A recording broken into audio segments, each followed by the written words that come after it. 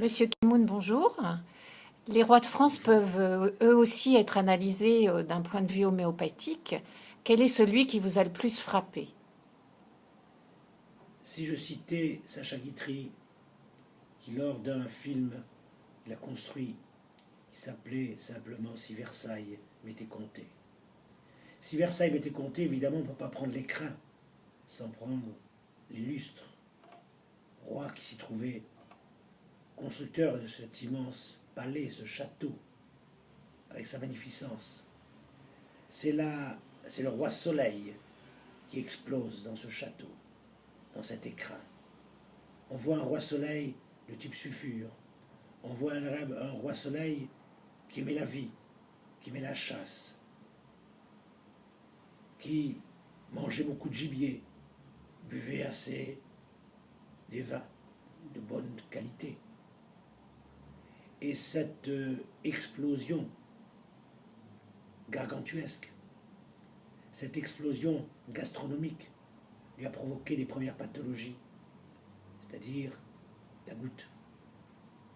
Là, évidemment, ça fait penser à Nuxomica peut-être, un sulfure au début, puis à Nuxomica qui s'autopollue. Il s'autopollue par son activité, par son mode de fonctionnement, par son alimentation.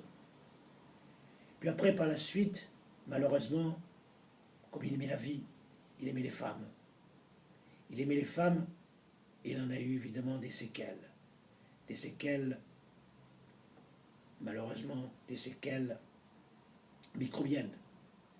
Autrement dit, des MST, des maladies sexuellement transmissibles, qui ont commencé, qui ont continué à le détruire.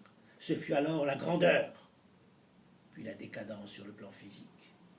On voit à ce moment-là un Mercurus. N'oublions pas que, en ce temps-là, on traitait la syphilis par des dérivés mercuriels.